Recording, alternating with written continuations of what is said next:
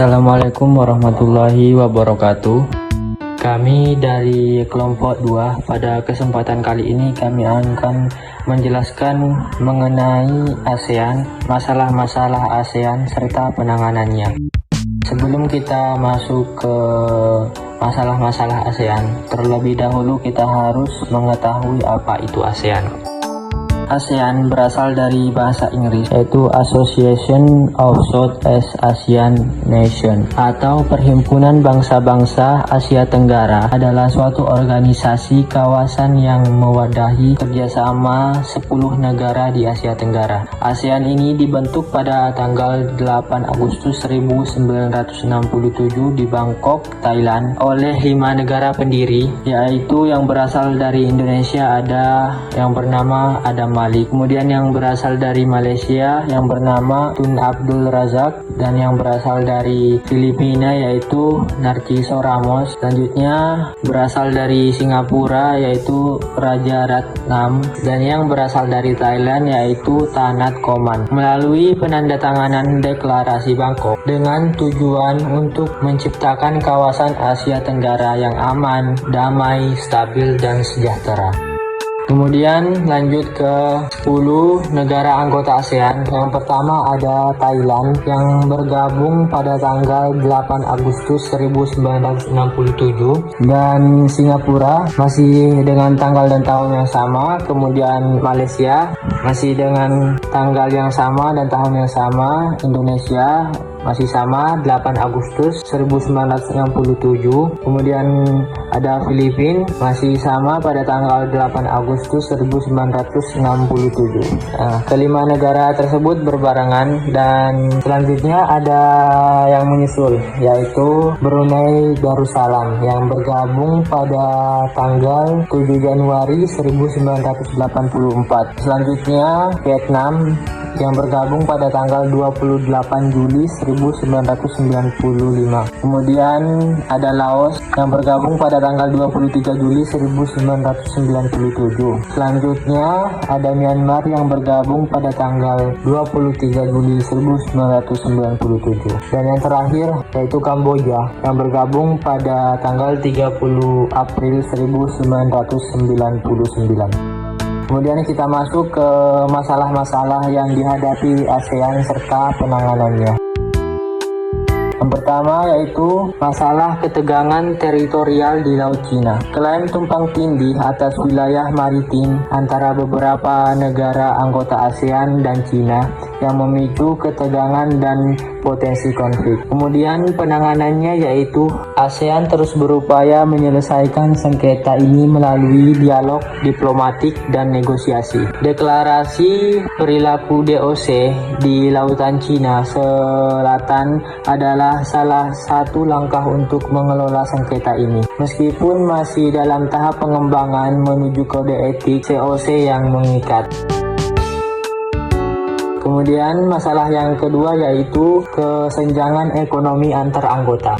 Perbedaan besar dalam tingkat pengembangan ekonomi dan kesejahteraan antara negara-negara anggota ASEAN. Penanganan yang dilakukan yaitu inisiatif seperti ASEAN Economic Community (AEC) bertujuan untuk meningkatkan integrasi ekonomi, mengurangi hambatan perdagangan, dan mendorong investasi lintas batas untuk membantu negara-negara yang kurang berkembang.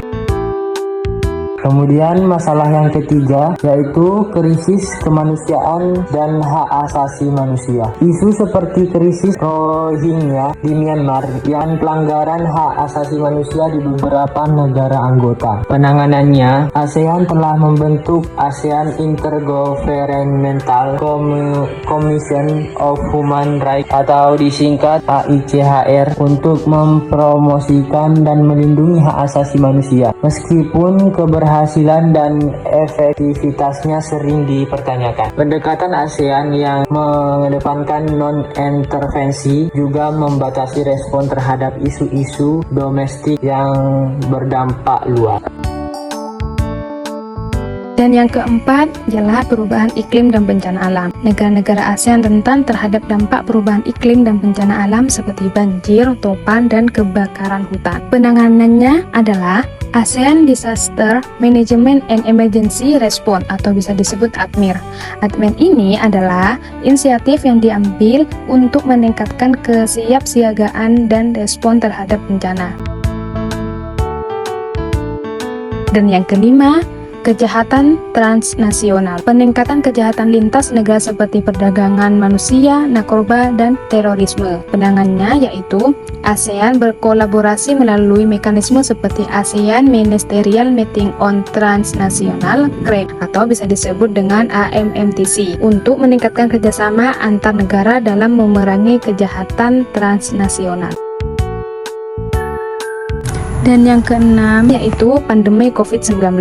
Pandemi global yang memberikan dampak besar pada kesehatan dan ekonomi negara-negara anggota. Penanganannya ialah ASEAN merespon dengan membentuk ASEAN Comprehensive Recovery Framework untuk mengkoordinasikan respon kesehatan dan pemulihan ekonomi, serta mendukung pengembangan dan distribusi vaksin di kawasan. Yang ketujuh yaitu isu pekerjaan migran. Pekerjaan migran di kawasan ASEAN sering menghadapi eksploitasi, kurangnya perlindungan hukum, dan kondisi kerja yang buruk. Penanganan yang dilakukan oleh ASEAN yaitu ASEAN telah mengadopsi deklarasi ASEAN tentang perlindungan dan promosi hak pekerja migran, serta membentuk ASEAN Committee on Migrant Workers (ACMW) untuk mempromosikan hak-hak pekerja migran dan memastikan perlindungan mereka.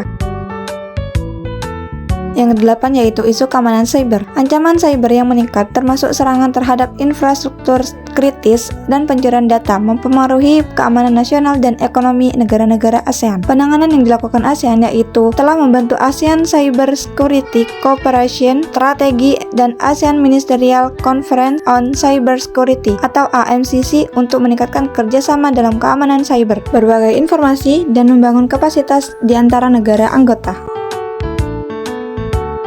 9 yaitu ketidaksetaraan gender. Ketidaksetaraan gender masih menjadi masalah signifikan di banyak negara anggota ASEAN, mempengaruhi akses perempuan terhadap pendidikan, pekerjaan, dan layanan kesehatan. Penanganan yang dilakukan oleh ASEAN yaitu ASEAN membentuk salah satu lembaga yaitu ASEAN Women's Empowerment and Gender Equality atau WEGE. Adalah inisiatif yang bertujuan untuk mempromosikan kesetaraan gender dan memberdayakan perempuan di kawasan ini melalui berbagai program dan kebijakan. 10 yaitu pengelolaan sumber daya alam. Eksploitasi berlebihan dan degradasi sumber daya alam seperti deforestasi, penangkapan ikan berlebih, dan polusi. Penanganan yang dilakukan oleh ASEAN yaitu berbagai inisiatif seperti ASEAN Agreement on the Conservation of Nature and Natural Resources dan ASEAN Center for Biodiversity untuk mendorong pengelolaan berkelanjutan dan konservasi sumber daya alam.